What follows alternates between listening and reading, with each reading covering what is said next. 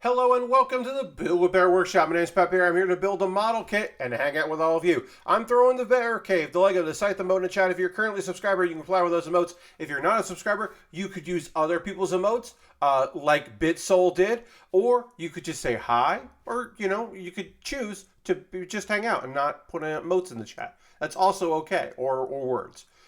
You don't have to participate in the chat, but I love it when you do. Arist fan is here. Lashberg is here. Hello to both of you. Welcome, welcome, friends.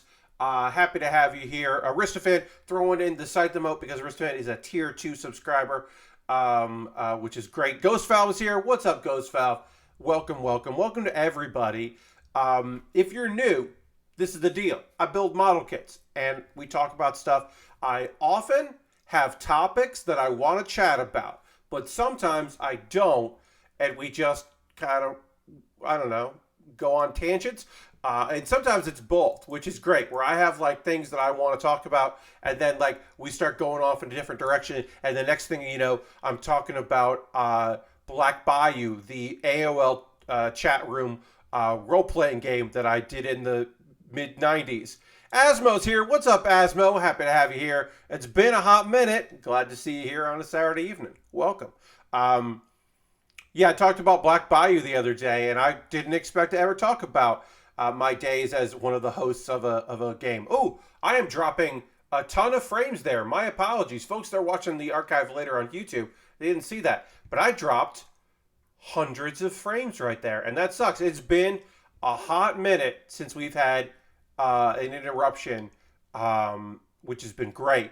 But it does happen now and again. So hopefully, I'm going to knock on wood. My chair is wood. Knock on wood. We don't have that tonight, and we just have model kit and conversation and hanging out. But hopefully there won't be an issue. Tonight we will talk about a YouTube video, an investigative reportive video from People Make Games that I think is worth talking about.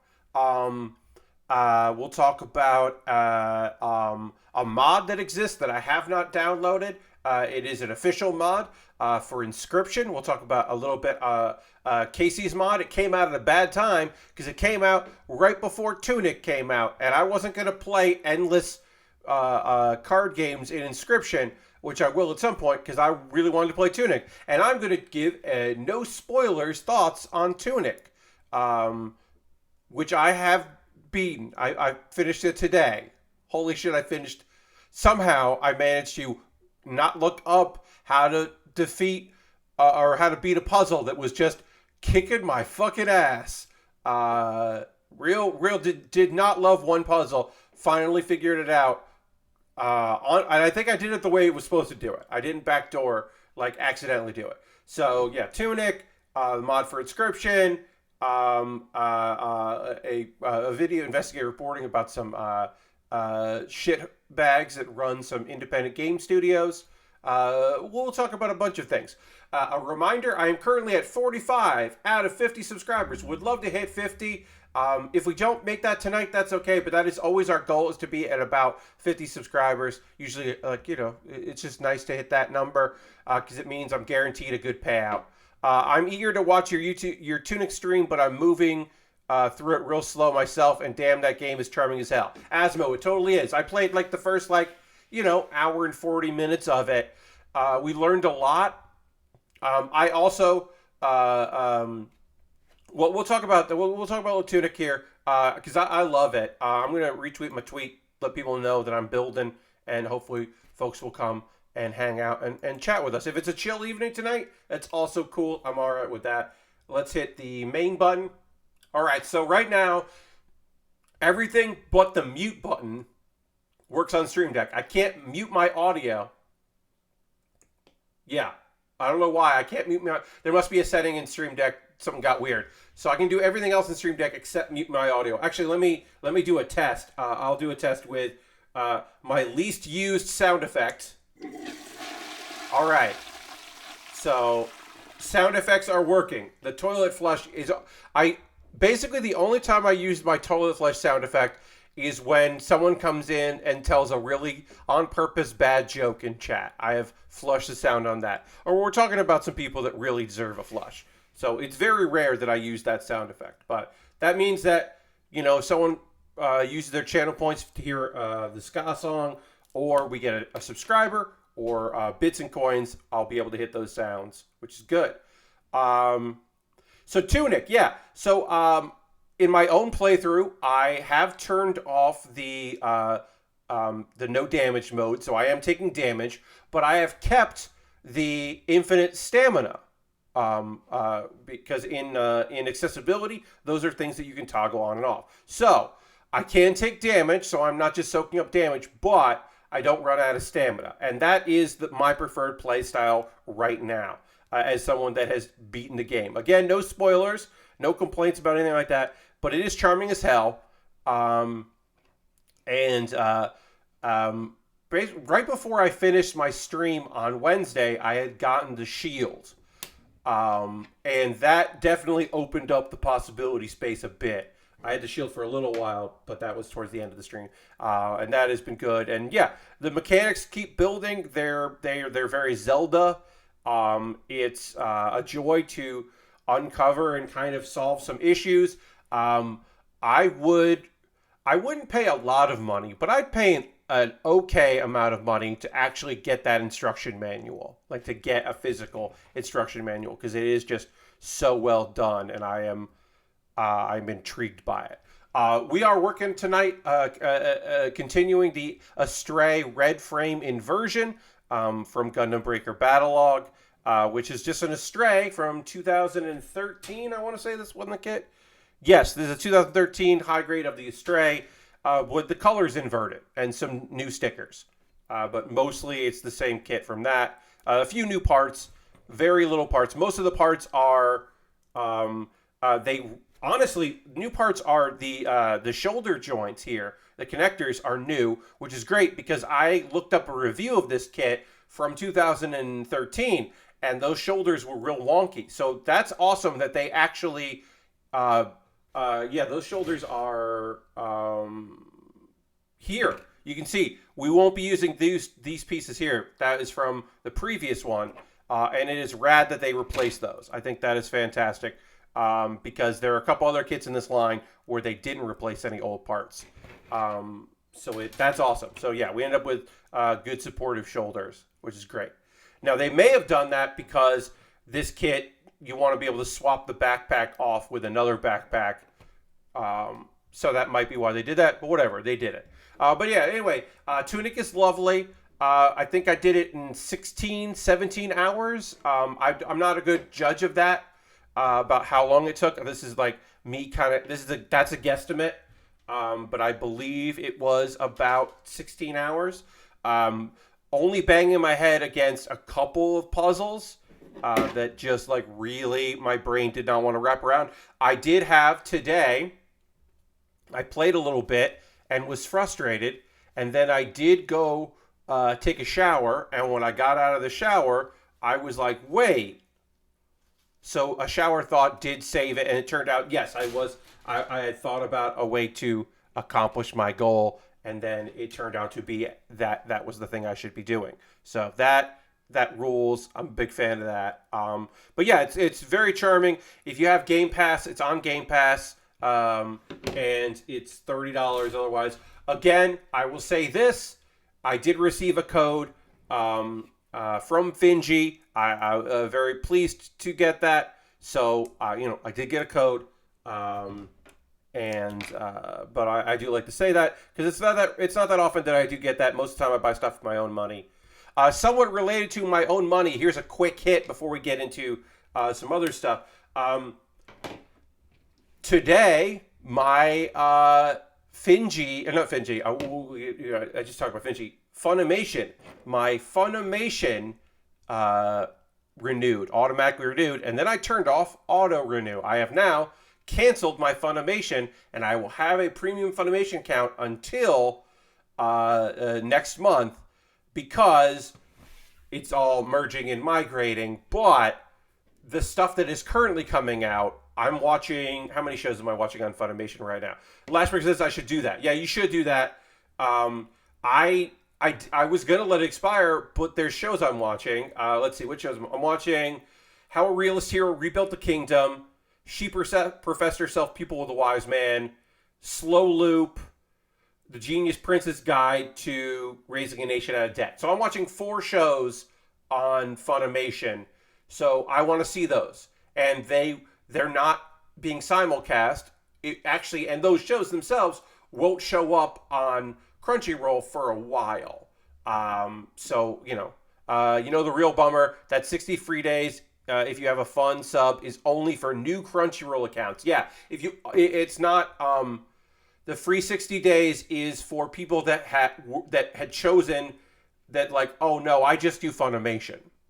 And so you would have to start a new Crunchyroll account. It doesn't count as credit on your current Crunchyroll account if you are paying for both. Now, I have been gifted a Crunchyroll premium account. I've had that for a while. That is going to expire in a couple months anyway. So there will be, I did the math, there will be 2.5 months where I am not paying for, 1.5 months. There's 1.5 month where I'm not paying for Funimation or Crunchyroll. And then I will start paying for Crunchyroll because all of the people I know at Crunchyroll that were facilitating this gifted account are no longer there. I have thought of asking if somebody that used to work there still has the $10 gift cards, because that is what they used to do to give out a free month. They would just hand you a gift card that was for the $10. And so my account would be, often I would get handed 12 of them, and I would have to enter in 12 codes, which was annoying. I have not asked that friend, hey, you don't happen to have any more of those codes left, do you? I've been thinking I should do that. Okay, we're done with the upper part of the body. We're going to move on to the feet, because this is a kit from 2013. So you build the chest, the head, the arms, and then the feet, and then the legs, and then the waist last. That is traditionally how you build Gunpla in this era. So we will do that. I'm going to move my mouse. But yeah, I have, as I said, I'm still paying for Funimation, but I did cancel it so that I won't pay for any more, because by the time it's up for renewal, there will be no new Funimation shows. And all the old stuff, I might have to watch ads to watch it, but that's fine. I don't mind that. Because since there won't be any current stuff where you have to wait a week, I think that is what I'm going to do. I think I made that decision there. No point in paying for both if they're owned by the same thing. Or Funimation, period. You're right. Lashbrook, the site will still be up. It's just the brand pretty much goes away because not everything is moving over. Stuff is moving in chunks. Like Dragon Ball just moved over pretty recently. Like the big, they did a weird hodgepodge of things that were easy for them to get, and then they started, like, the dubs of stuff they already had the subs for was very easy, and then the last time I looked, they still don't have any of One Punch Man. That may have changed, but the last time I looked, they didn't have any of that, because Funimation did have the exclusive with that. So it'll be interesting to see when those exclusives show up. The odd thing is Crunchyroll did have the rights to One Punch Man Season 2 in other countries. And they have automated tweets that come out when an episode launches, and they would have to delete, because they would automatically come out on Twitter, and they'd have to delete that because people would click on it and be like, you don't have One Punch Man. Well, they didn't have it in U.S. territories, but they had it in other territories, and it was weird. I did, and people would reply, but then the tweets would be deleted. Which is a bad element of one of the consequences of dealing with sending stuff out like that, like automated tweets, is sometimes you don't want to have an automated tweet come out.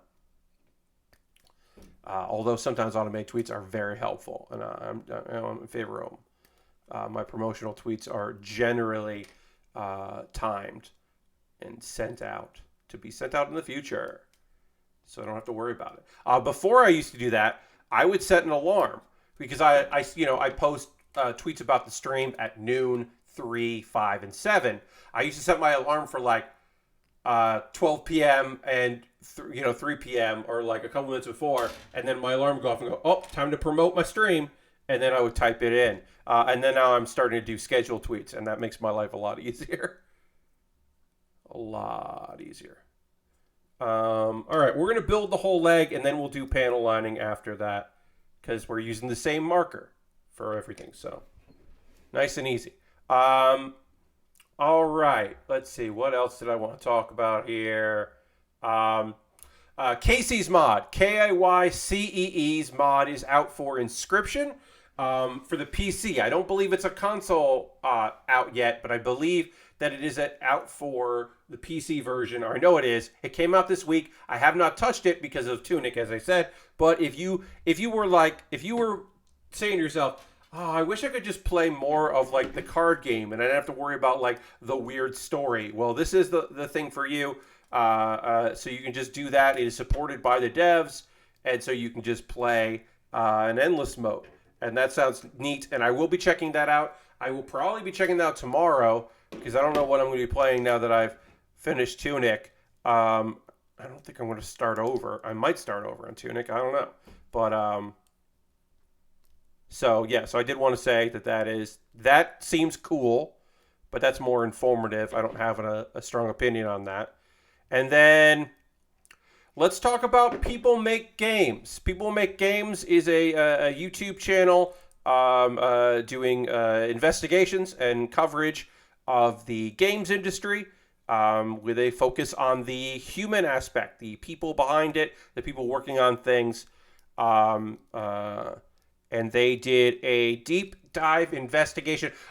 They had some note on their exploration of Roblox, and they've done 2 videos on Roblox. The first one focusing on the user-generated aspect, which was basically having kids make content where most of the money was just by Roblox, and the actual people doing that were making next to nothing.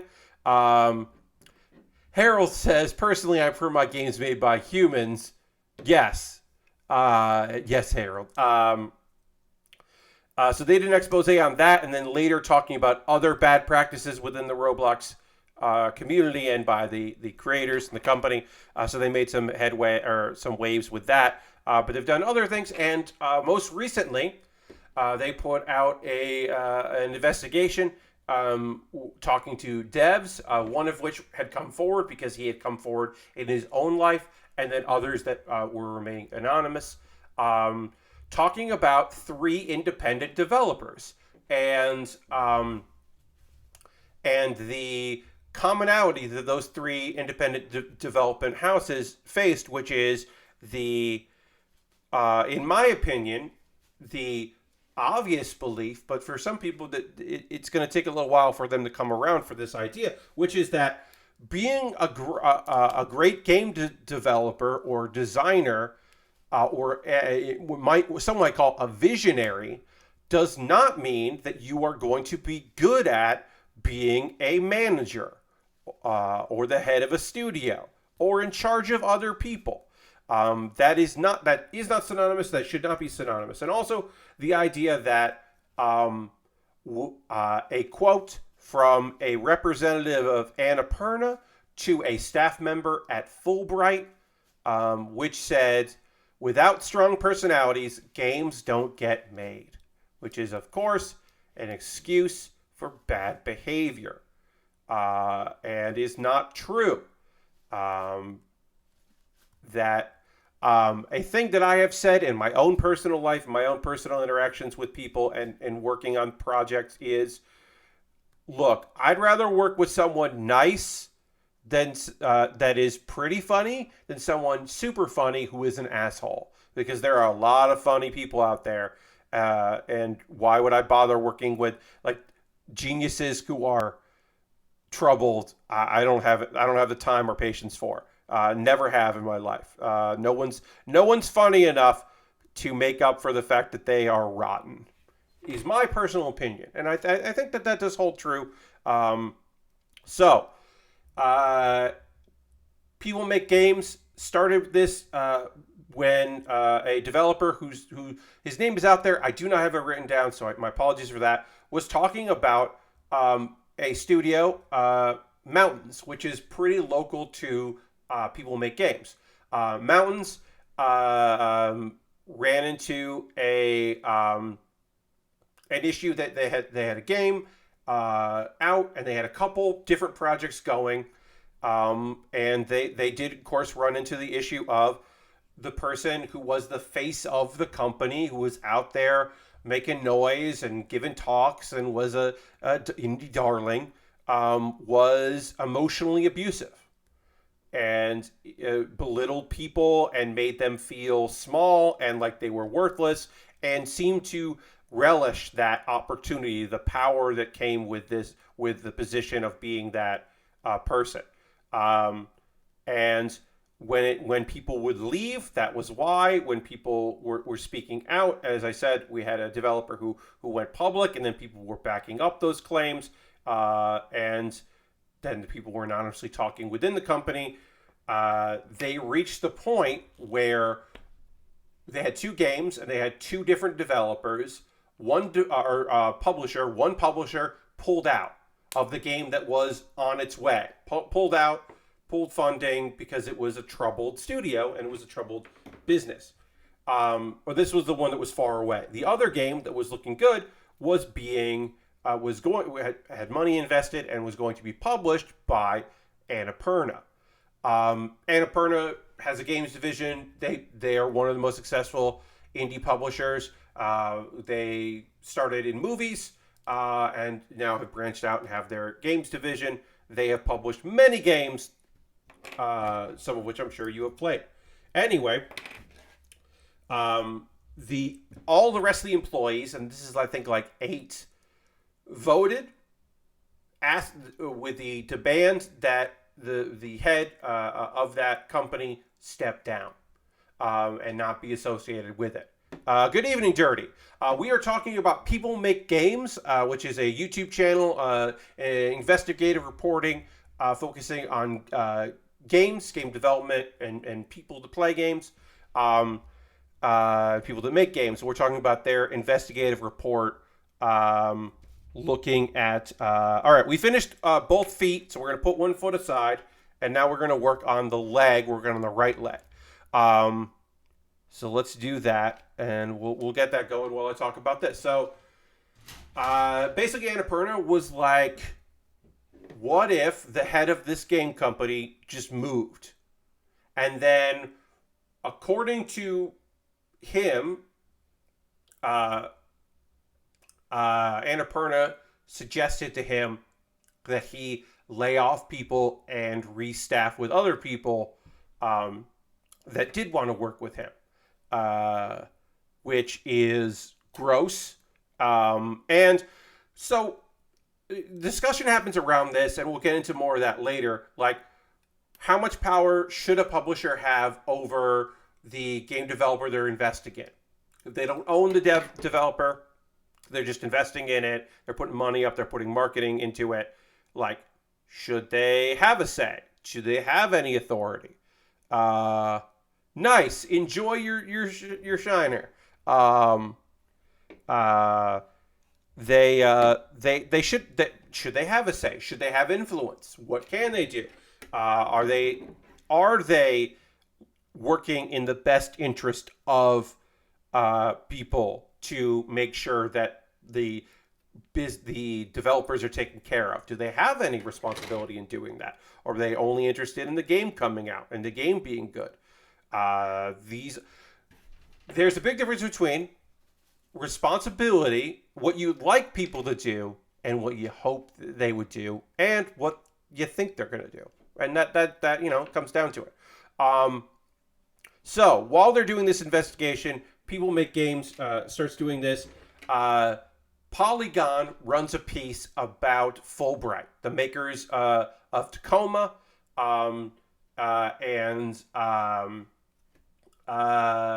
Go Home. They do this. They put up this piece. These are people within the company at Fulbright, former employees that had left, current employees that had left, who who were at that time were just, they were at their breaking point.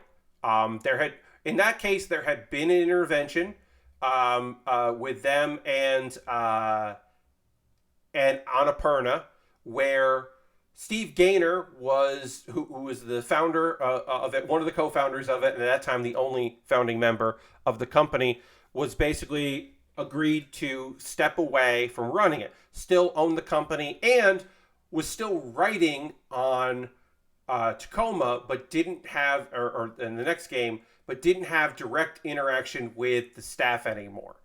And, there's conversations of what more could have been done with that, how it didn't seem like, that was the quote that I said before. Employee of Annapurna said to an employee of Fulbright, quote, "Without strong personalities, games don't get made," which is an indie, which is a director thing, right? That is what people tell themselves about auteurs, as auteurism. Like the idea that, oh, well, like they might be all over the place, but at the end of the day, like they get results, and you just have to excuse some people's creative vision, which is just like, yeah, maybe people can be creative and maybe they're rough while they're being creative, but that doesn't mean they can be assholes.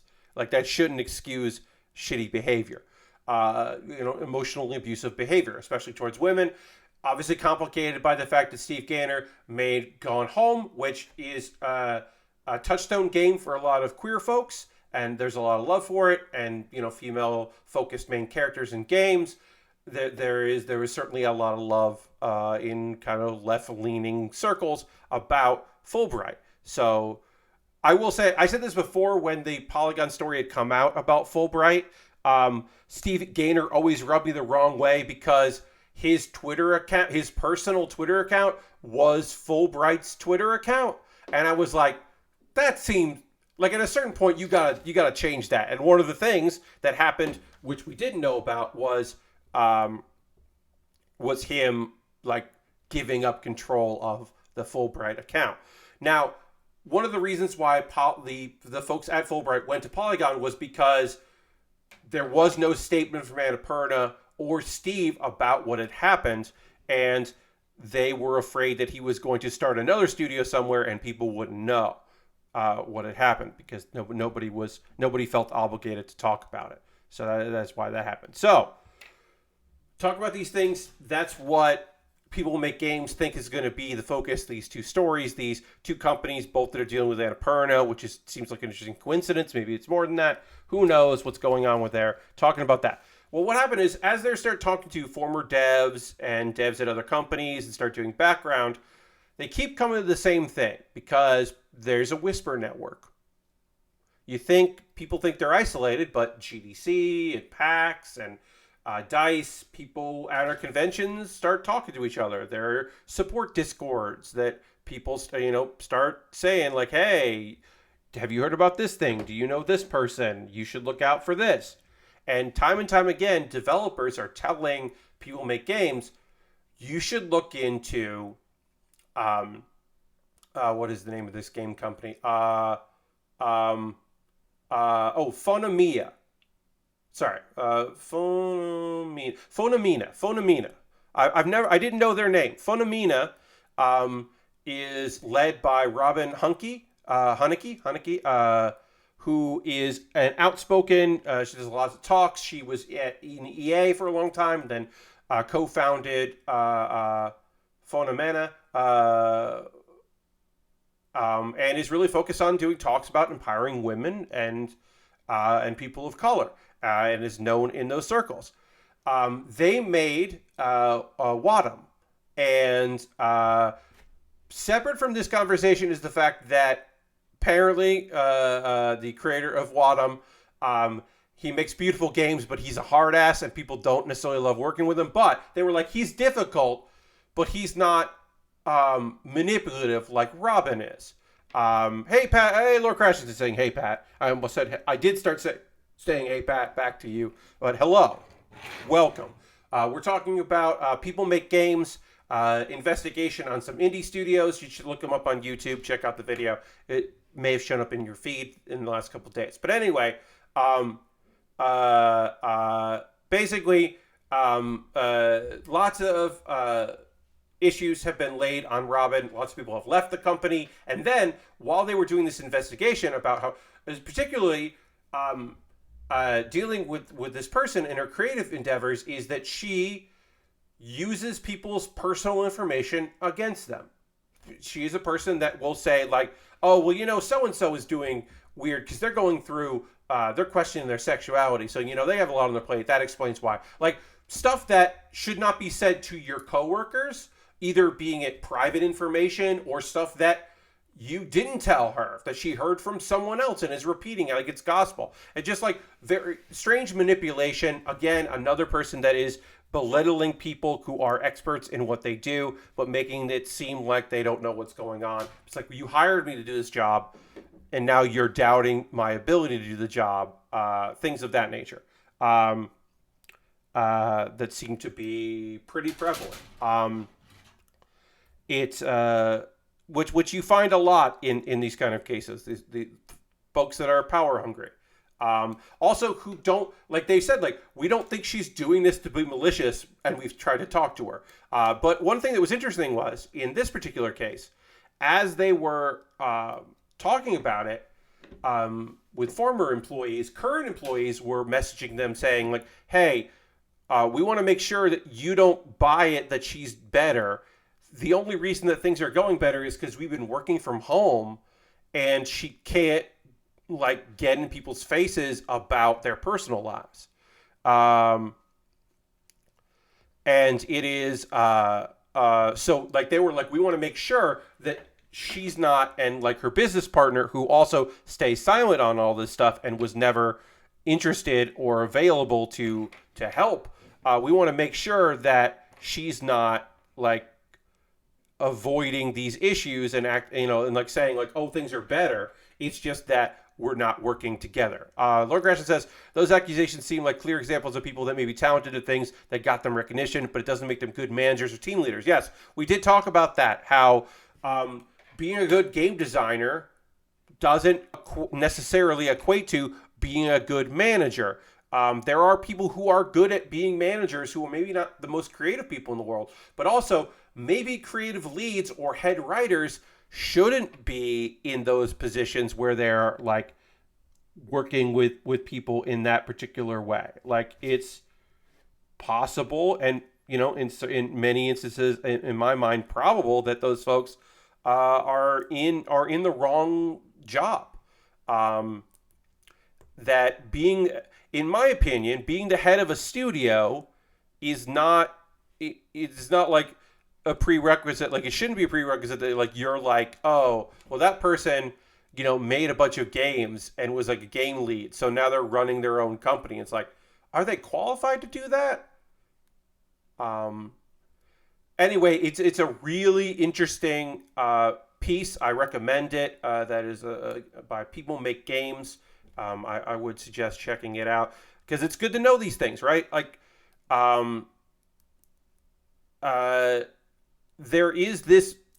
has been in the past this kind of belief that this might be the wrong. I think these are the wrong pieces. That's why it's not working right. Okay, let's see. I'm having some issues here. We're gonna. Whoops. Oh no. We're gonna figure this out. We're gonna get this looking great and working here in just a minute. Hold on.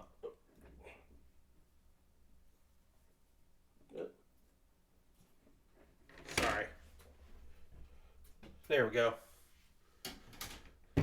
We're going to get this going. But yeah, I think it was an interesting piece, and I do recommend checking it out, because I think that there was a lot of good stuff in there.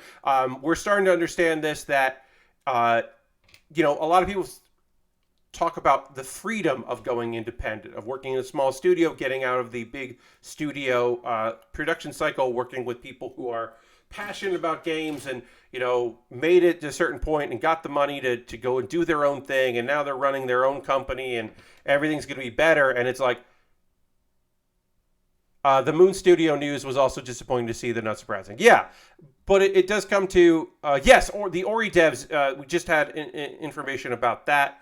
But yeah, I think that, like, some studios, some developers get away with the idea that, oh, well, everything's working out because, it's this wonderful indie scene and it's such a supportive scene that everyone's just like working on stuff as they go and figuring stuff out. And so, like, everything will just kind of work out and it won't be a big deal because, like, there's a lot of love and passion. And so it's a better place. Like, just the assumption that indie is better. But a thing that we should always be wary of is the cult of personality. It's not just a very good song by Living Colour. It is a thing that we should be cognizant of. The cult of personality is dangerous and sometimes can be legitimately deadly. The building things around people. Maybe we shouldn't know the names of the head. Like, we shouldn't have creators of a game, the head of a studio, be a household name. Maybe the studio should be a household name, and the head developer shouldn't be the person we look to. Because, like, at the very least, it makes you be able to like a game more. It's easier to like a game when you're like, oh yeah, the studio made that, rather than like imagine being a David Jaffe fan. Like, imagine, it'd be easier to like games that he has worked on if they were disassociated from the man himself. Because then you could just be like, oh yeah, I don't even know who developed that game. I don't know. I think it is a little for thought.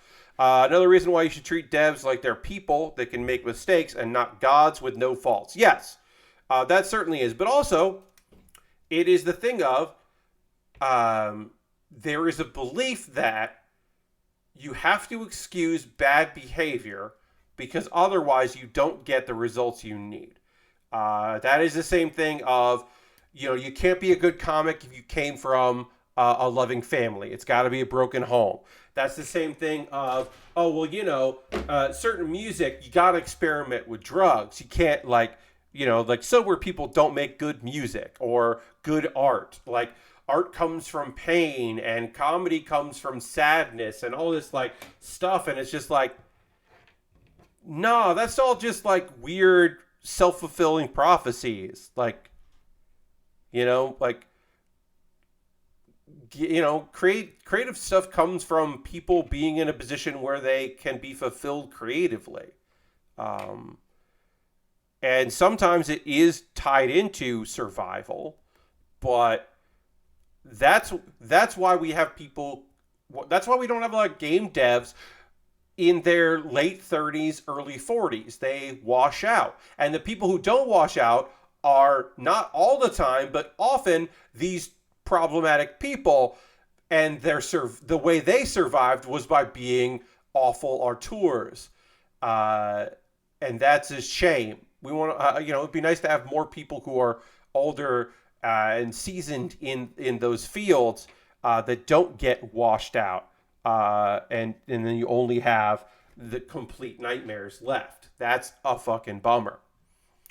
Asmo says, there's a classic screenshot from IGN or a magazine of Warren Spector shitting on our tour theory immediately before being described as the creator of Deus Ex that I always think about when this conversation happens. Yes, they couldn't even, lead on a game. It's just like, no, well, you got to make him an auteur even if he's talking shit about other auteurs. Yeah, because it's just like, it probably wasn't even a noticeable thing for anybody that was working on that. Didn't even occur to them that we should just say, game developer. We shouldn't say what he does if it's going to be in that quote. That sounds like more justifying abuse to those that needed help. Yeah. Or needed to help, right? Like I said, the Annapurna of it all, this company that is, been publishing these incredible stories or these incredible games that are, a huge backer. Well, they want those games to come out. So they are in, depending on the status of the game, okay, well, if we want this game to come out, we still need, in the Fulbright, well, we need these devs to be happy, but we also need Steve to keep writing. so we'll separate them. Or another thing, okay, well, we don't care if these devs leave and the creator, the head of Mountain, moves on and does something else. So and gets a new studio. So we're gonna throw ourselves in with him. Because like whatever, like they're making business decisions with the belief that, well, we don't want to have an issue with this creator because there's always going to be new college graduates that want to work in games, but there are only so many auteurs, and it's just like, fuck off. Generally, is my response to that. Like, I don't have anything brilliant to say about it other than like, yeah, just fuck off with this shit. Like, get these assholes, get these creeps, get these toxic people out of games so that games can thrive. And, before they start pushing out the next, like, creative lead who's not trying to be cool as hell and is just trying to make cool games and keep a studio afloat. Games are hard enough. Games are so difficult. We don't need assholes making it worse for people. Like, we just don't need that. It's very frustrating because there's also like the thing of like, right? Like Gone Home's look, Gone Home is still good even if Steve Gaynor fucking sucks. And it still is an important game that means something to people. And we're still at the point where it's like, okay, that can still mean something to you. There might hit the point where supporting that game, loving that game, recommending that game to people is enabling someone who is destructive and doing damage to people. That might reach the point. Like, look, I'm not a games journalist. I'm not, I play video games on Wednesdays here. Most Wednesdays I play a video game, but I don't play everything that comes out. I don't play games. I don't go out of my way to play games I'm not interested in just to have a conversation about them, right? I don't, that's not my thing, right? I'm not obliged to do that, right? So I can tell you, there's no fucking way in hell I'm playing that Hogwarts game. I'm not super big on Harry Potter to begin with, but there's no fucking way in hell I'm gonna spend any time on that game. One, because I'm not super diehard about it, and two, because I'm not fucking playing that shit. Fuck off. Oh, well, the game developers don't have anything like, oh, well, the fucking game lead on that shit is a gamer gator, and so I don't give a shit. Like, people need to work, and I understand that, and I don't hold it against people that work for that thing. But also, when you work on a Harry Potter game, that that you say, oh, I work in games, and then you don't say what you're working on, because if you say it, people will be like, oh, and that. And I don't have anything against the individual people working on that game, but on the other hand, I'm not obliged to give a shit about it just because nice people worked on it. No, there's no fucking way I'm going to be checking that game out. There's just no way. How many ideas from fresh perspectives never got shared because some lead was an asshole? Auteurs aren't worth it. Exactly, Asmo. Yeah, you drive out incredibly talented people for the sake of keeping assholes afloat. I came in halfway through, and it's sad. I can't tell what game you're talking about for half of it. So, John, I'm currently talking about the Harry Potter game that's coming out, the Hogwarts Academy game, and how it sucks shit. But I was currently, before that, I was talking about 3 different game developers that were profiled in a piece from People Make Games, which is a YouTube channel that do investigative reporting around games.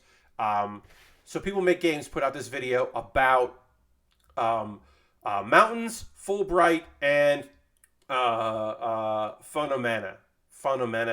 It's a made-up word, I don't think, so it's hard for me to say that. If it's not a made-up word and it is a cultural word from somebody, I apologize. But Fulbright, Mountains, and Phenomena about the abusive behaviors at those companies by their creative leads. So we're talking about those companies, and then that kind of segued to me talking about how I don't like.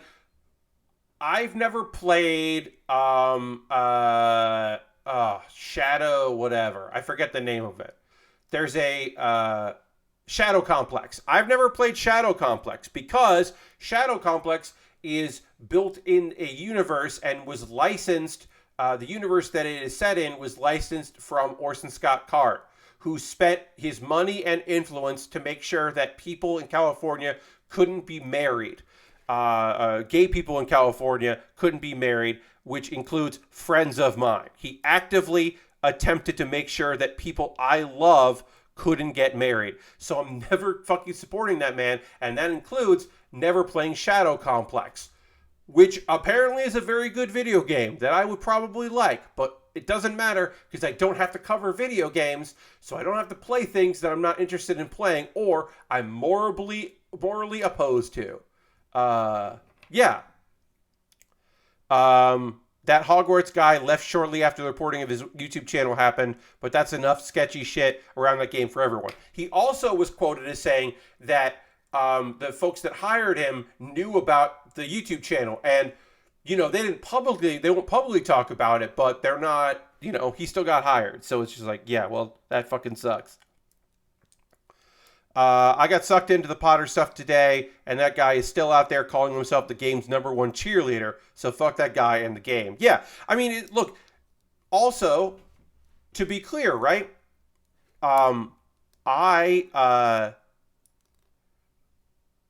It didn't need the head of that game. Could have been someone that I think is awesome. I don't even want to say who because I don't want to accidentally fake associate someone with that, right? But let's say that game developer was a game developer that I think fucking kicks ass, made games I like, and I think is cool.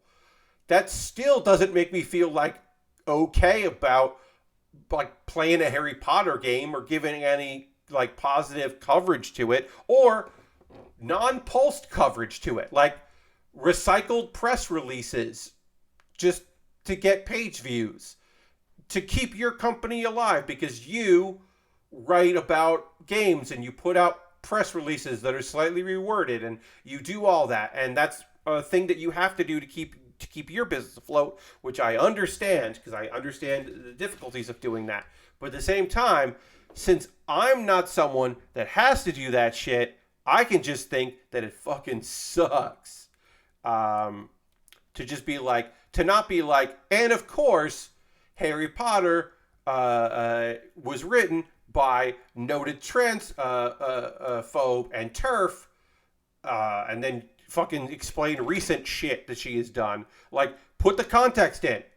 Put the fucking context in about Harry Potter.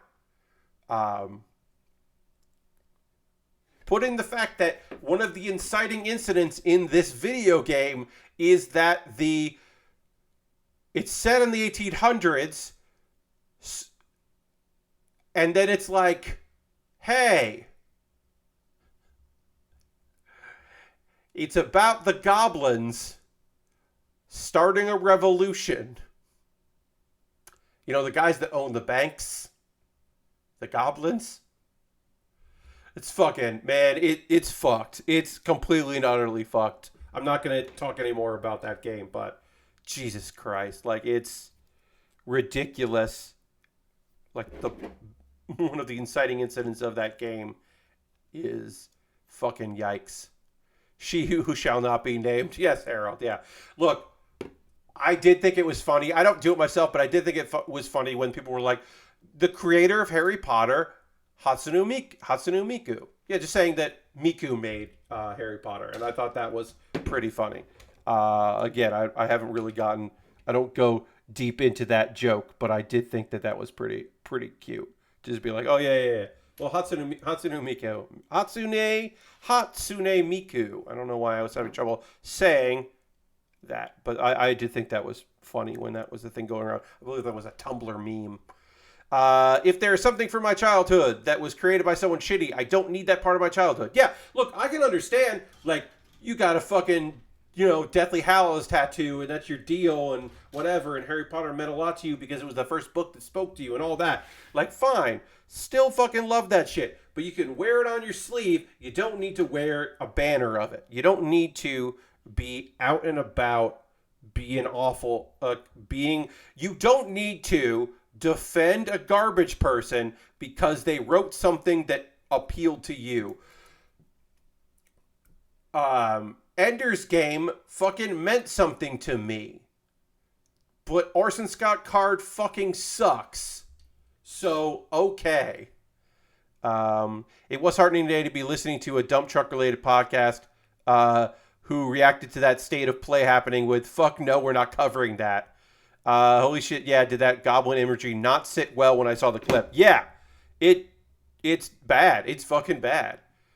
She made Minecraft and Harry Potter, indeed. Dirty says, if I didn't know what you're all talking about when I unmuted for my call, hearing you say, starting a revolution, you know, the owners of the banks, the goblins, I would have thought something crazy was going on. Yes, out of context, that is... See, here's the thing. In context, you're like, holy shit, what the fuck? But out of context, you're like, Pat, are you okay? I guess I'm lucky that George Lucas' biggest controversy is the prequel trilogy. I don't know if there's anything terrible in his past.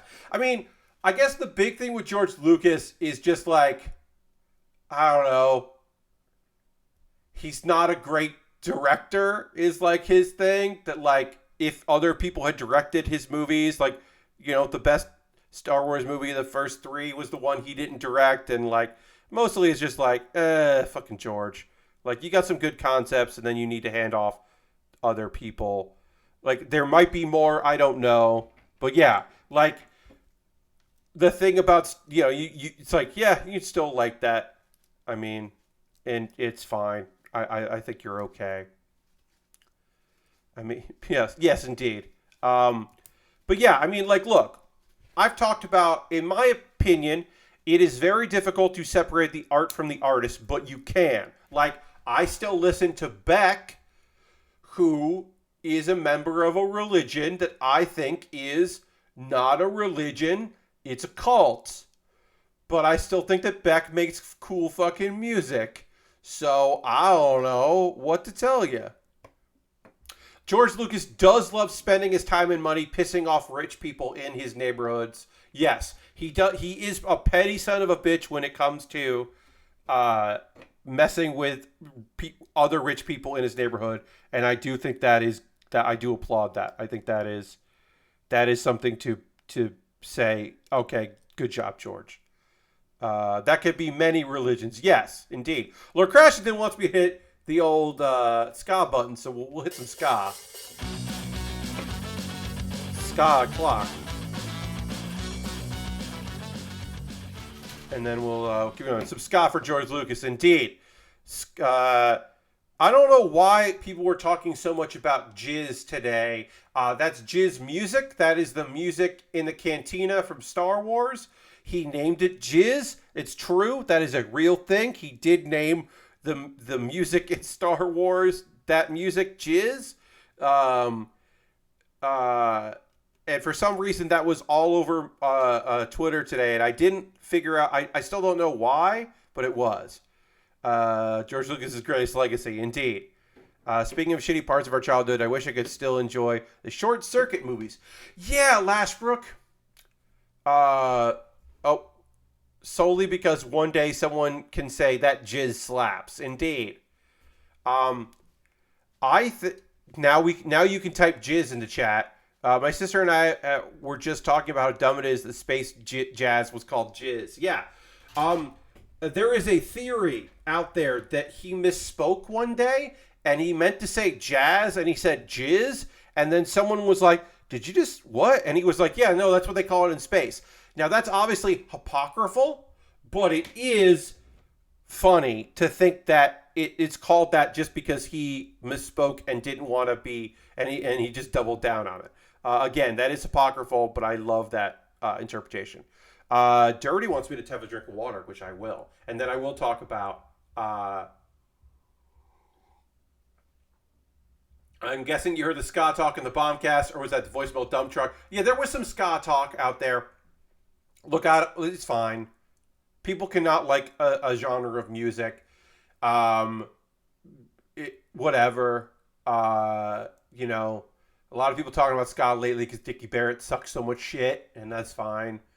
Um, uh, yes, it is good to take not to have a sense of humor about things. I agree. Also, yes, Short Circuit is tough because of the brown face.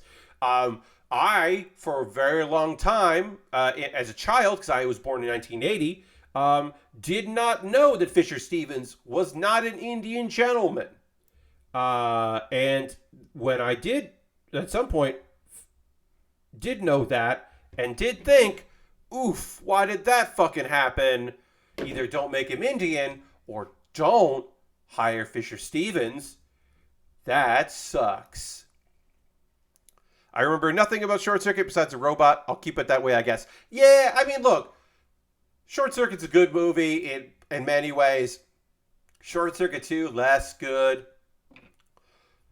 Fisher Stevens is a problem in that movie. I did not know either. I was a Midwest kid who grew up with no diversity. Yeah. So yeah, I just didn't know. And that's bad. Again, just hire a different actor or rewrite the part. You got options. But yeah. That sounds a lot like the reason why are called the way they are, because of misunderstanding between the interpreter and the conquistador. Yeah, we got a bunch of those names, right? Like, there's a name for Inuit people that is just a slur, because that was what they were told they're called. And we were like, cool. Yikes. We'll talk about some First Nations weird feelings in the anime section, which I didn't think I would be saying, but is true. I will talk about some tribes people who have face paint in a way that feels not great, but isn't the worst, coming up in the anime conversation section. Oh yeah, Soul Man. Man, I can't believe Soul Man, 1, exists as a movie. 2, that very good actors were like, yes, I will be in this movie. And 3, was aired on Comedy Central in reruns. Yes, I did see that, yes. But yeah, Soul Man is like, holy shit. I can't believe James Earl Jones is in this fucking movie. Why did he agree to be in this movie? Like, yikes. That movie is just fucking rough as hell. Even if it is trying to tell a good message. I missed an Undergate part. That's why I hate Undergate parts, because sometimes you miss it and then your pieces don't fit together well. All right, let's try to get this together. Again, I just missed a bunch of Undergate parts on this, and it means that it makes it hard to connect these parts together.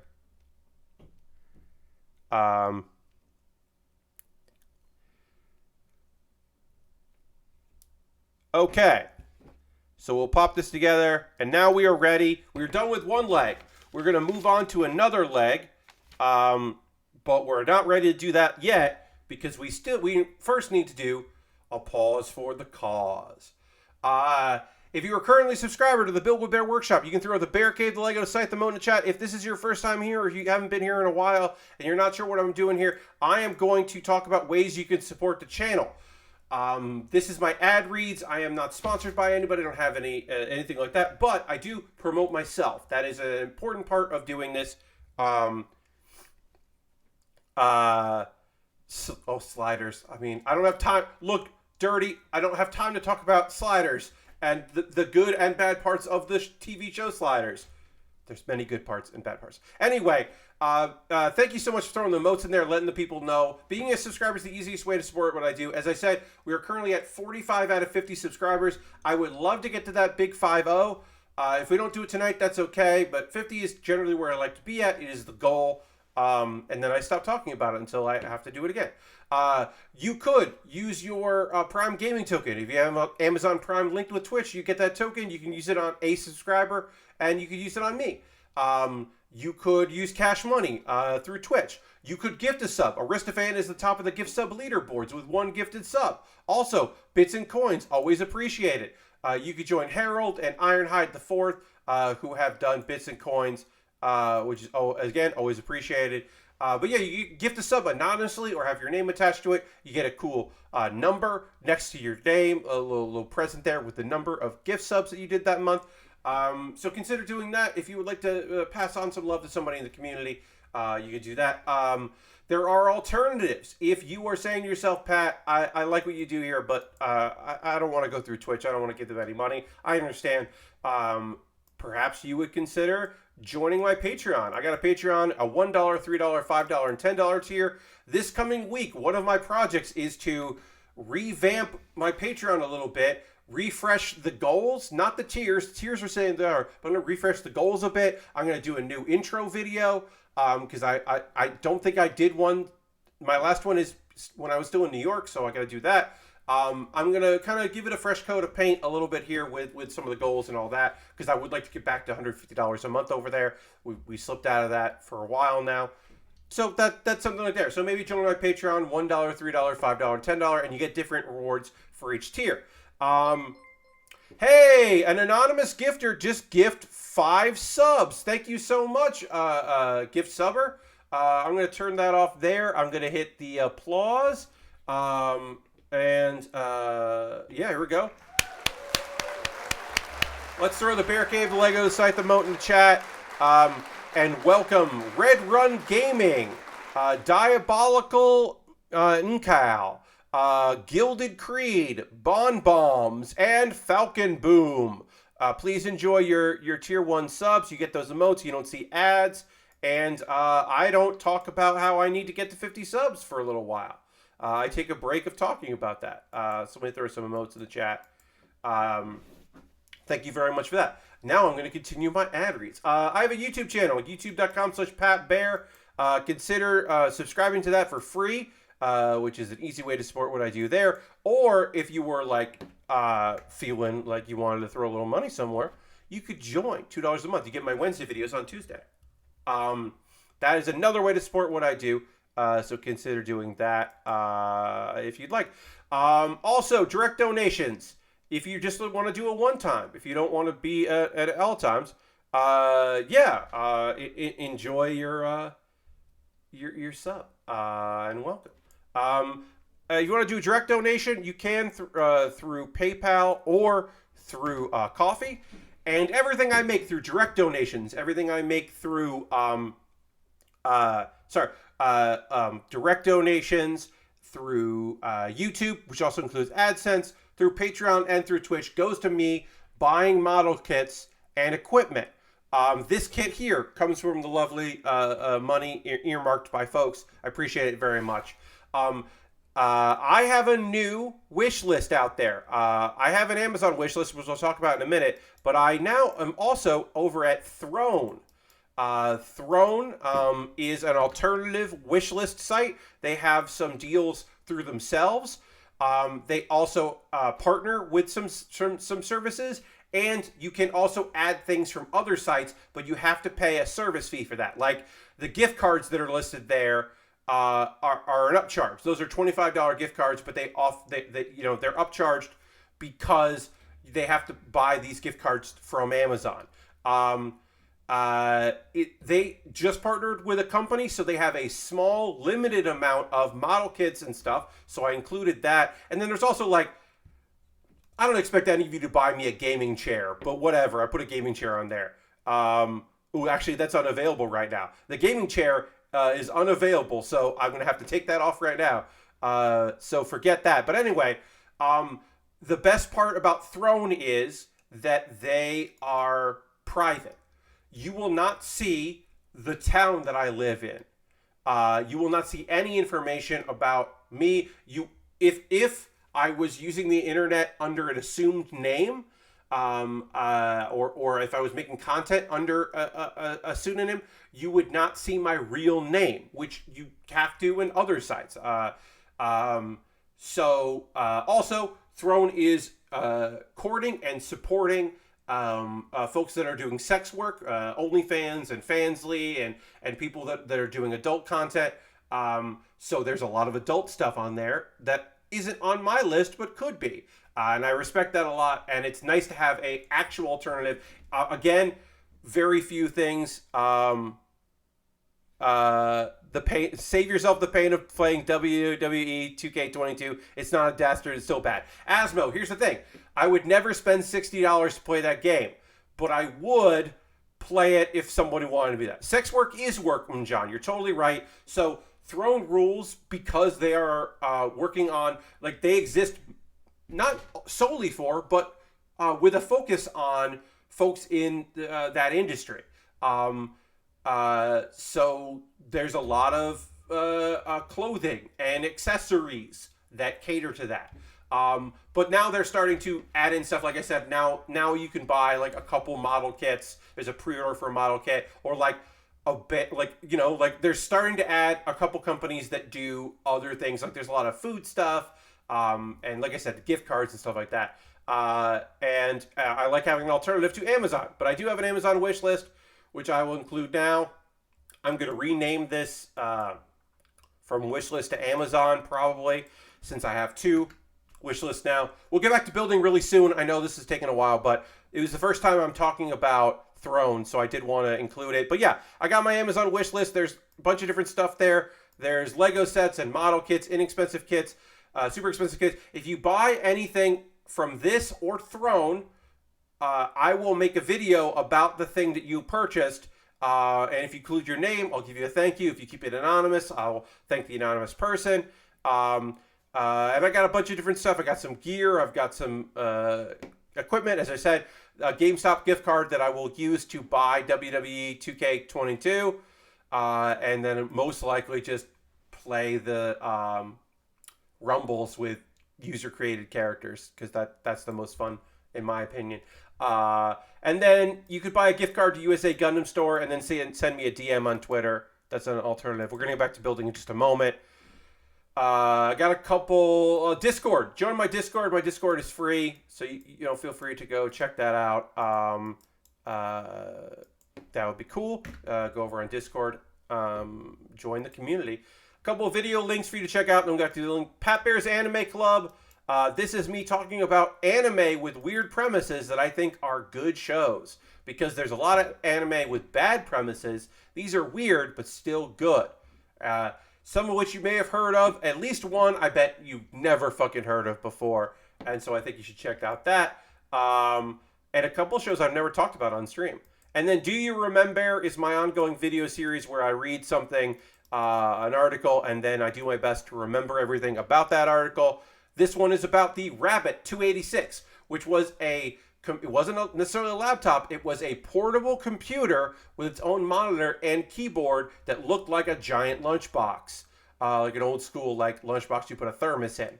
And that was a computer.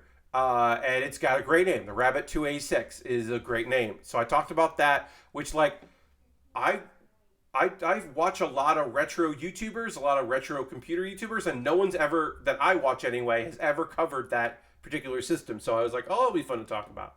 I know what my next Wednesday one's going to be, and it might be a little sad, but I want to yell about this thing, because I recently learned about a misconception I had about a particular woman. And so I read a Wikipedia article about this woman, and I got mad, and then I recorded myself, and I'm a little mad in that video. I got a little mad, so you might want to check that one out. All right, I'm going to drink a little water, and then we're going to talk about a manga, and then we're going to talk about some anime. So let's get ready for that in just a second. Dirty finally got around to canceling their Cow SD Gundam pre-order. Sometimes you just don't, yeah. Sometimes you're like, you know what, I'm done. I'm good. All right, I'm going to drink a little water, and then we'll transition dramatically while I drink some water.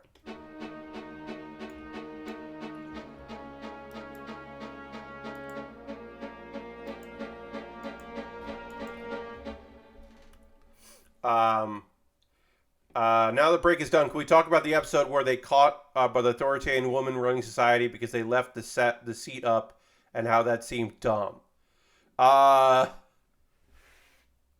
Okay. They're caught by the authoritarian woman run society because they left the seat up, and how that seemed dumb. What show are you talking about? Is that... Dirty, what particular show are we chatting about here? Because I don't remember what that is. Is that World's Harem? Because I'm not watching that show. Sliders. The episode of Sliders, because we were talking about Sliders before. I thought you were talking about the anime World's Harem. Yeah, I mean, look, here's the thing. Lots of episodes of Sliders were terrible.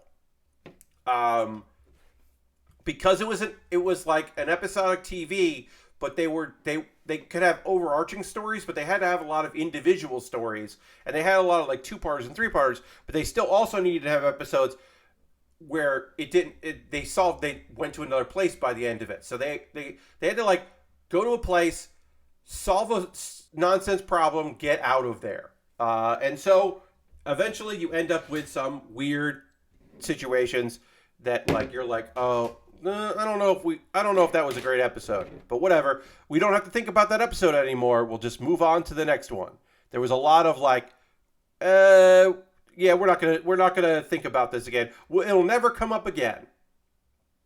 That was what I guess the writers told themselves while making Sliders. Okay, so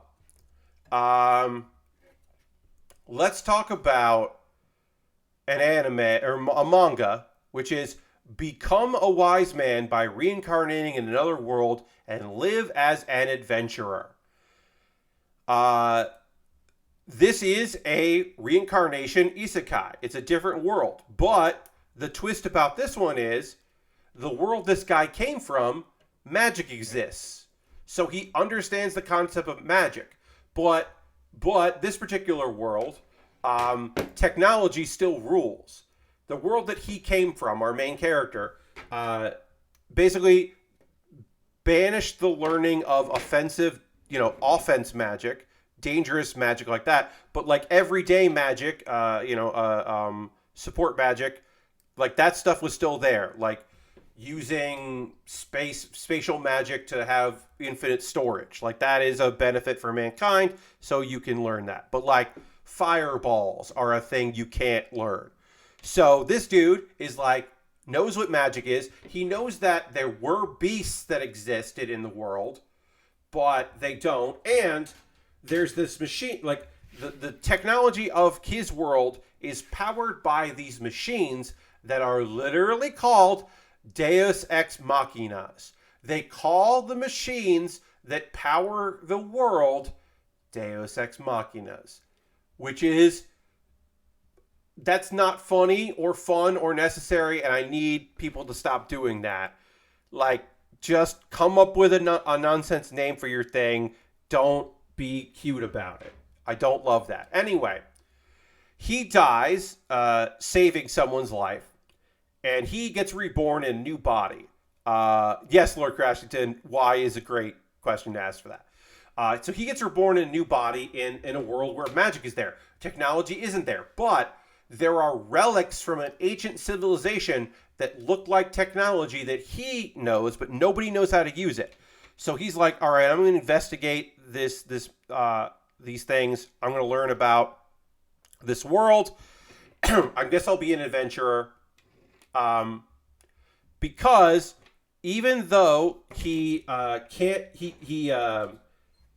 learns through one of these relics, offensive magic, and he can learn that. So in this world, even if he didn't necessarily know all those magics, he is a highly advanced magician. He can do magic that fucking blows people's minds and throws them off.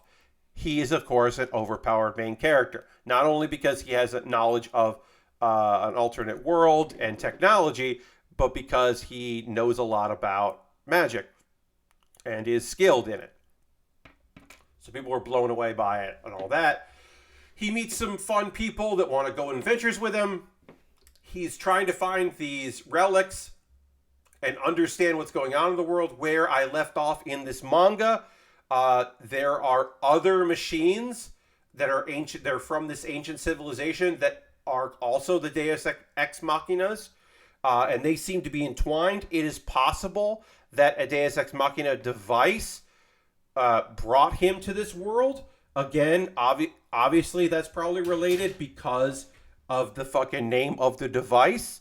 So it might not be an accident that he was summoned to this world, and he's certainly not the first person that happens. This technology that was brought there in the past, and also it's totally possible that that technology that was brought there ruined the world at that point, which is why it is the way it is. It's definitely feasible to say that that this technology going there also wrecked that particular society and rebuilt it in a way that it is now. I don't know for sure. I haven't done the full investigation of this particular anime, but I will say, or manga, I should say, overall, it's fine. I don't think this is good. Just make up any name you want. Don't be cute with some obvious reference. Yes, indeed, right? Because it's in the very first chapter, and you're like, it's a Deus Ex Machina? Really? All right, D229. Why can't I find D229? There's D1. D229. There it is. Couldn't find it. That's weird. But anyway, the Deus Ex Machina part sucked, but also one of his companions has a nose for treasure. Literally, they follow her nose to find hidden areas because she can smell out old technology, and that has not been explained in any way, and I don't think it needs to be. I just think it's a cool idea.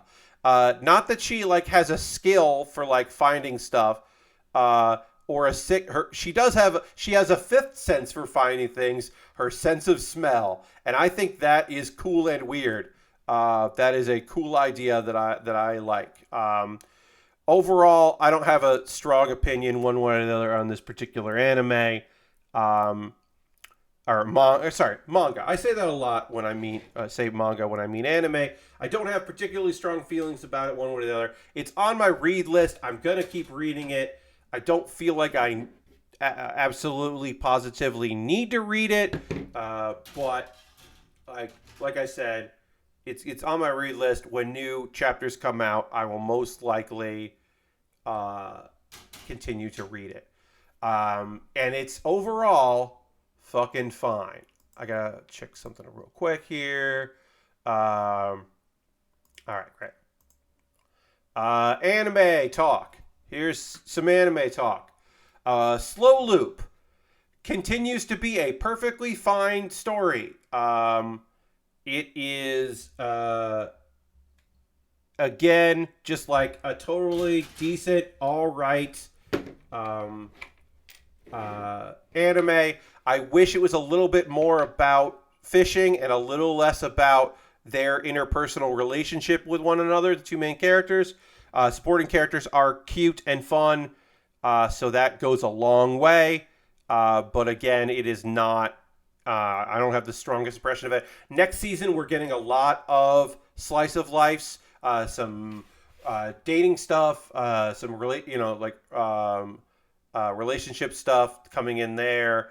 There's one about a fantasy world where some girls are running a real estate agency that looks cute and fun and neat. So I'm kind of looking forward to that. I think we're going to get some more silly, fun stories coming in the next season to make up for the fact that this season the only girls doing things was that. Also, there's an OAD original on DVD on disc instead of an OVA for Non Biori coming out in a couple days, and fingers crossed that it comes out, that Crunchyroll picks it up. They sometimes pick up OVAs and OADs. They don't always pick those up. This one comes out with the reissue of the final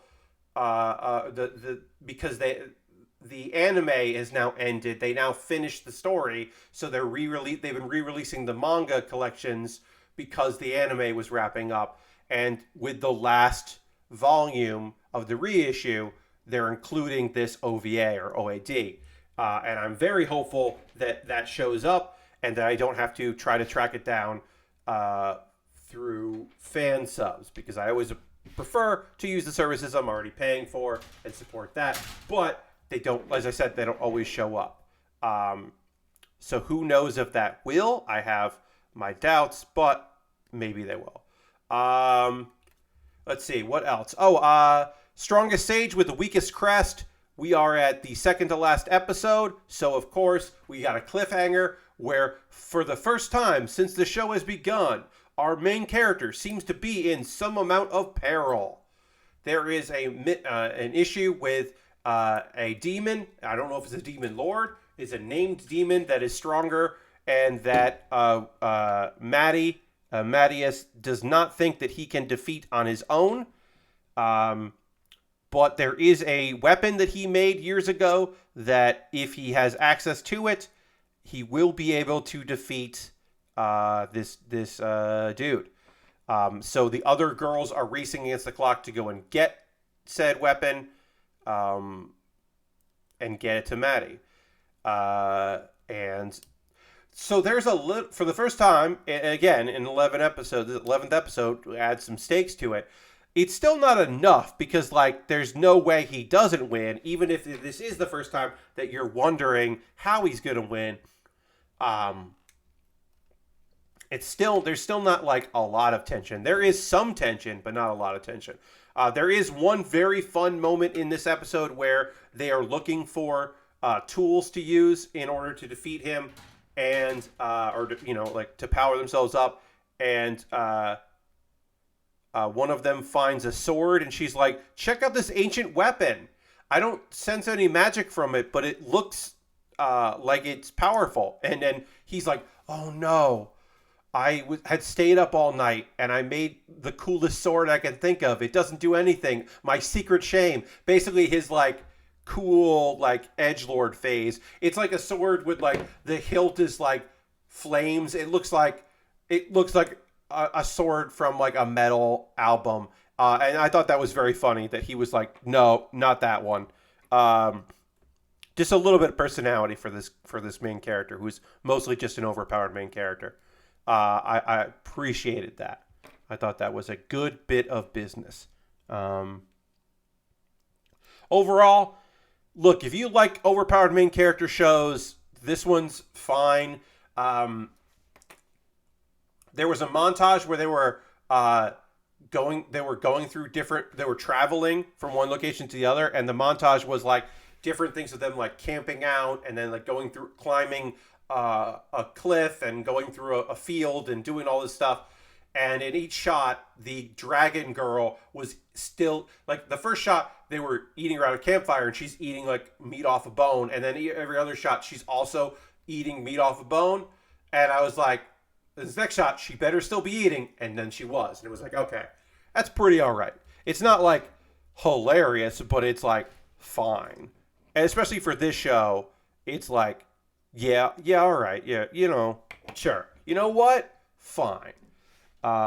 This show is whatever, and like, I'm not expecting a lot from it. It is a perfectly okay anime. And then there's also another manga that is The Strongest Sage with the Weakest Crest, which is a different story but has the same character names. And he's much more of a personality. He's much more of, like, a villainous kind of character. He's looking for companions because he never had any. That version of it, which is also based on the same light novel, I think is way better because he has, like, way more of a personality. But this is the one they went with making the anime based on. So, they got to do what they got to do. And like I said, I don't love it, but it's fine. And then the third show is How a Realist Hero Rebuilt the Kingdom.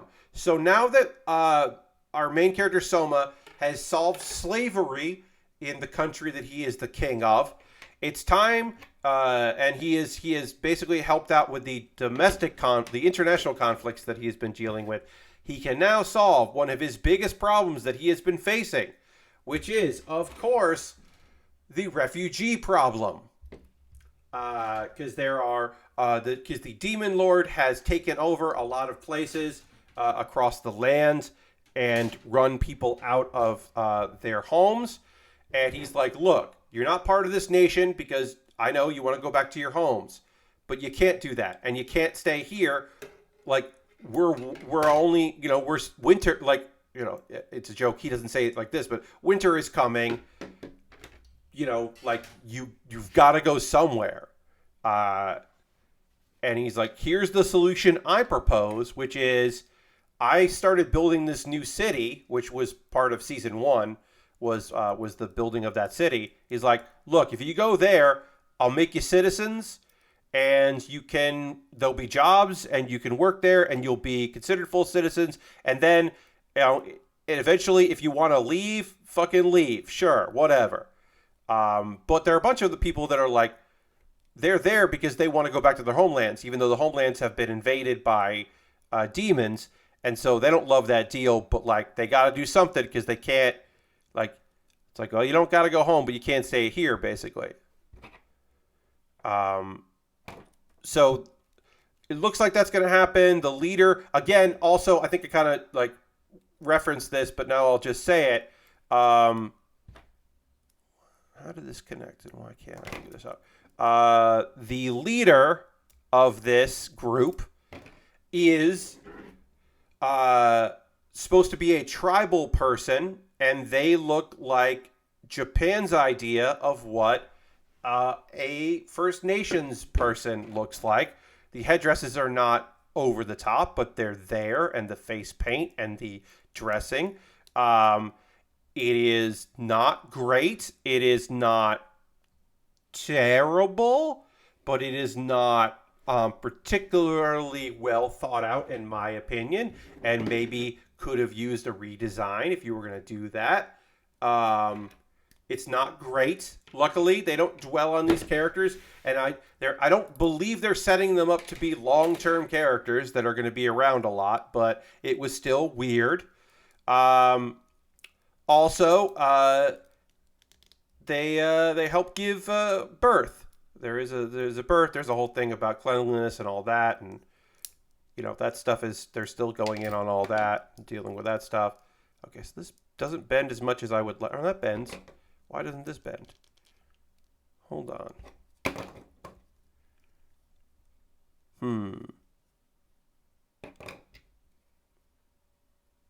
Did I put this on backwards? Sorry, folks. I may have put this on backwards. Now I gotta figure this out. No, that's not right.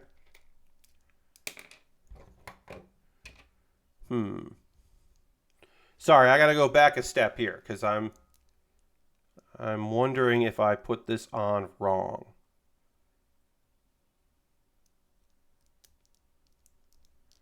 Because these legs don't. Okay, no, that looks all right. He made me think of Rick from King of Fighters. Yeah, I could see that. But I don't know. Overall, I didn't hate this episode. I didn't love this episode. I felt pretty indifferent about it. I have liked more episodes. It is better than the episode dedicated to the good guy who owns slaves. Because that whole episode, I was like, fucking yikes. This episode didn't have a reference to the American Civil War. So, it was better in some ways. No, weird. This second half of this show has been very weird. Because, like, the back and forth with the head of one of the other countries, and then the head of, or the daughter, or the princess who also wants to marry him, like, that back and forth. The introduction of the scientist was pretty okay. Like, there's been some alright stuff this season in the show, and then there's been some stuff that I was like, fucking yikes, what are we even doing here? So a mixed bag. I forgot I can take this off here. So we're gonna take off the subs here. Yeah. All right. And okay. Let's hit this. This goes in...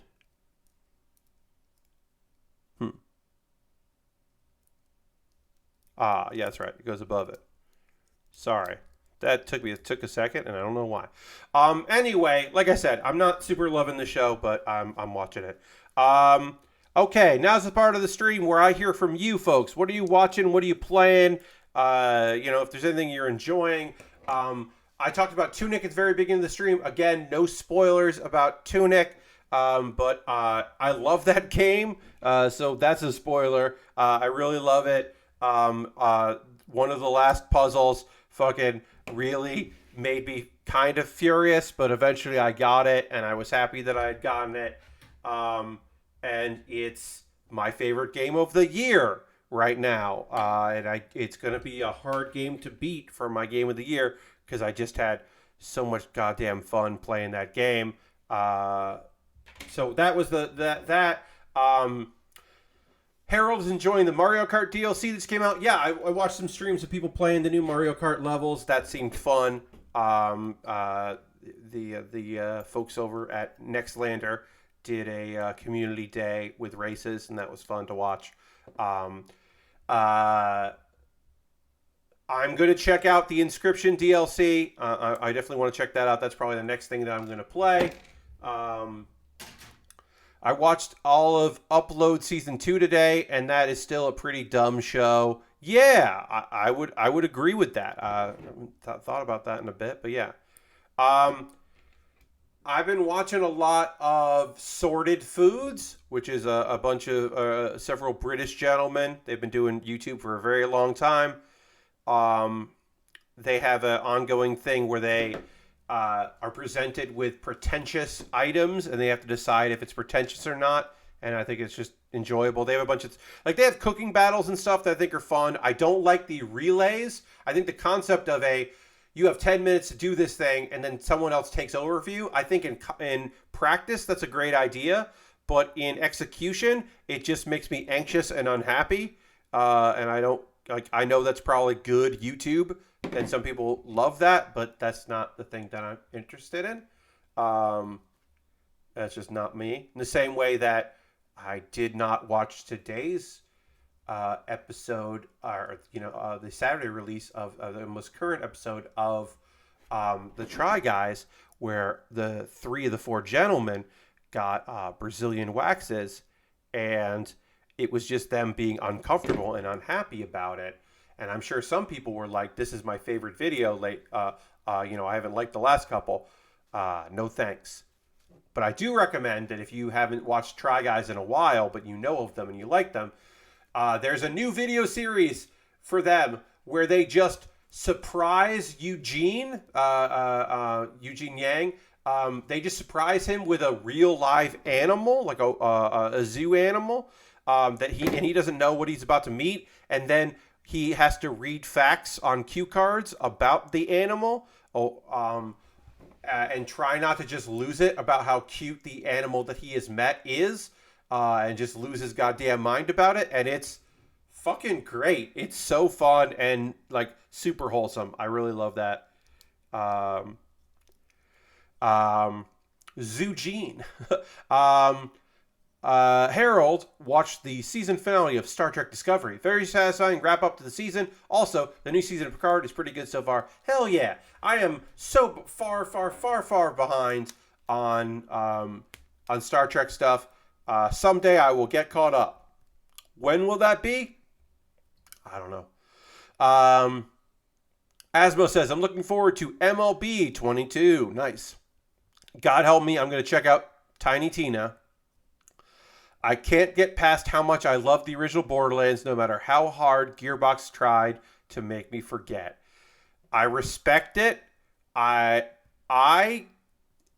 don't want to hear that character talk anymore. I didn't play Borderlands 3. I played the first 2 Borderlands. And I played the first chapter of Tales of Borderlands. I didn't play the game that's set in between 1 and 2, the pre-sequel. Didn't play that. Didn't play 3, as I said. Even though there was a voice actor that I really respect and appreciate was in that. and a couple of my friends had some voices in it as well, because they work at Gearbox. Um, I will not be fooled again, and especially when it involves Tiny Tina. I just can't with that character anymore. I think I'm done. I can't. I think I would play a like PC re-released, spruced up Borderlands 1 maybe with friends. Like if I had a crew that was like, "Pat, we're playing this new re-release of Borderlands. You got to get in here. We need you." Like maybe they could get me back. And I think that's it. But I can't imagine myself playing a Borderlands game ever again. No disrespect to my friends at Gearbox, and of course Sungwon ProZD, who did a voice in the third Borderlands, but just I'm good. I just think I'm good on that.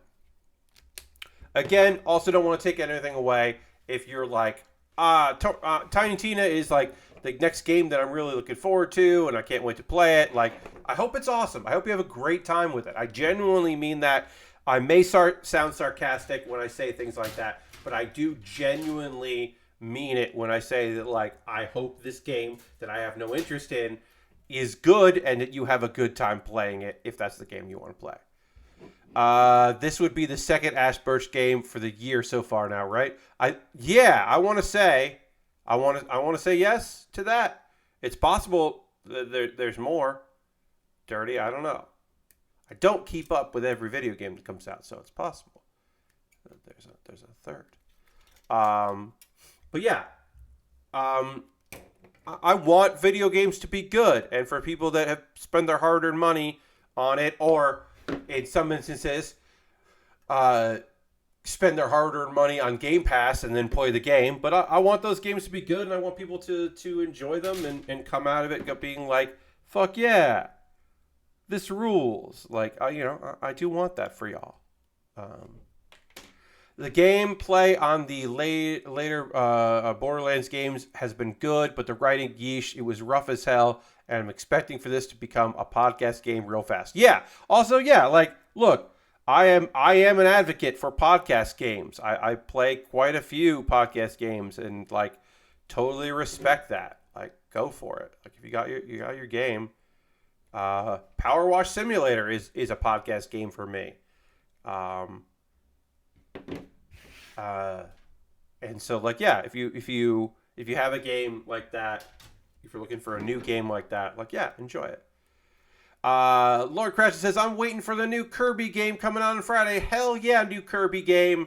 I hope that kicks so much ass and people have a really good time with the whole mouthful mode. I look forward to watching some coverage of that from people I like, because that game looks rad, and I imagine people like Lunar Jade, my friend Heather, who streams, we often raid. I know she's been playing Tunic. I imagine she will also play that. It feels like a Heather game for sure, as it is a cool Nintendo game. I expect to see her trying that out, among other people that I know and respect that stream. I imagine there'll be a few people that I know out there doing some cool shit, playing that Kirby game. So yeah, I look forward to checking that out through them. What's going on with me? The Twitter account for the Plastic Model Weekender, Plamo Weekender 2K22, put out a trailer to promote, and I will be talking about that a lot in the coming weeks.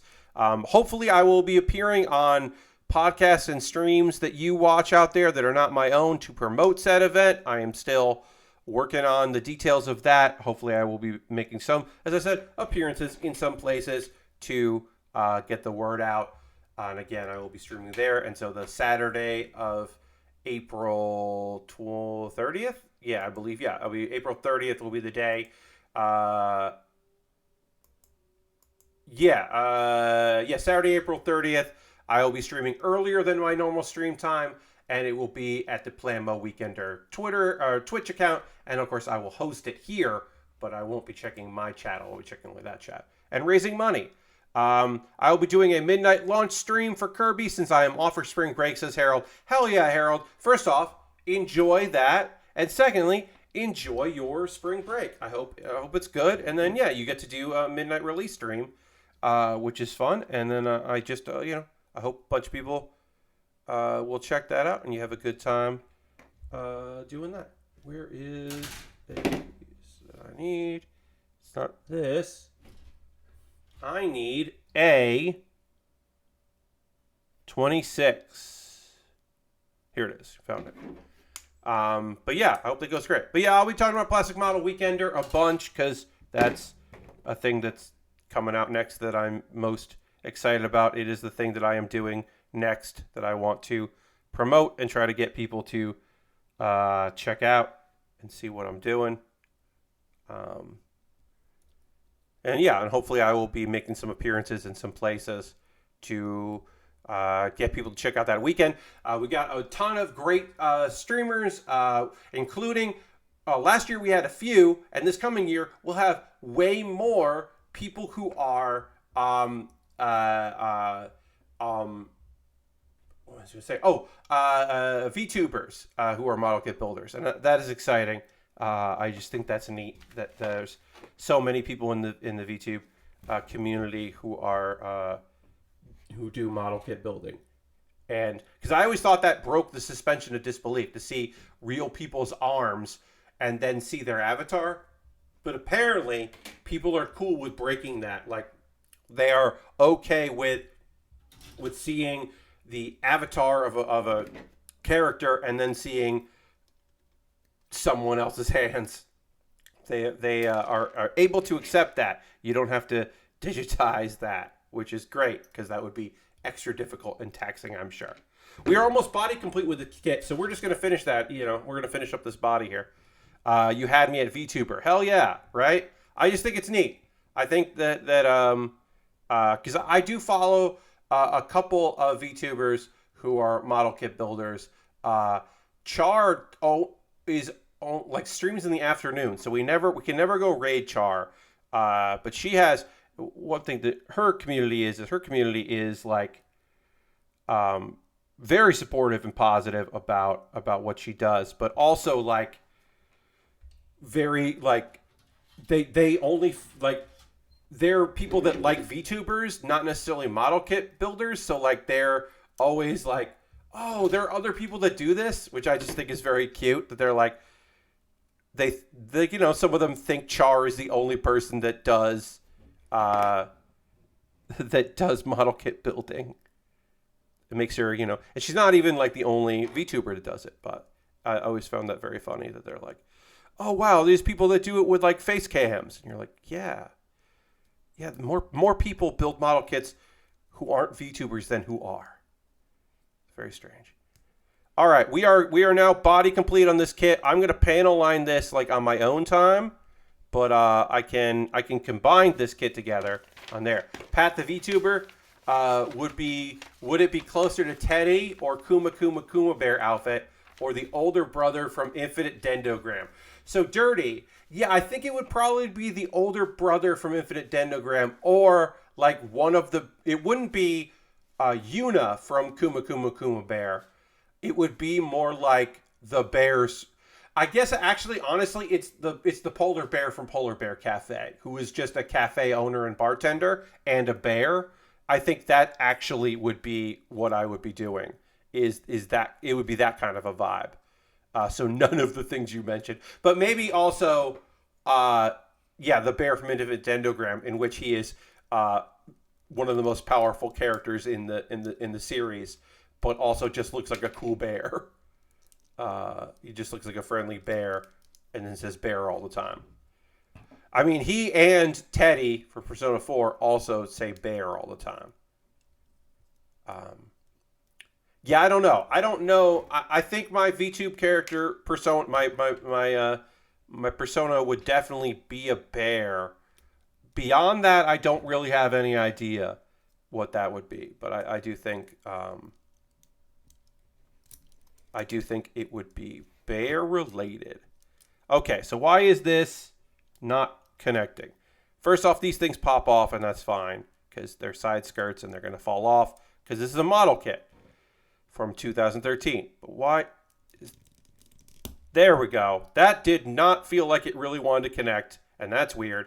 Anyway, we're body complete on this kit. We still have to build the weapons and the shield, and all of those involve a lot of fucking stickers, so that's going to be a good portion of Monday's stream. I will send out a thing to my $10 patrons to vote on what I do next, because we will be finishing this up on Monday's stream, where we will build the sword, the shield, the gun, and the backpack, because this does have a backpack that attaches over it, so we will do that. So we are not fully body complete, but we're mostly body complete. We'll say we're body complete.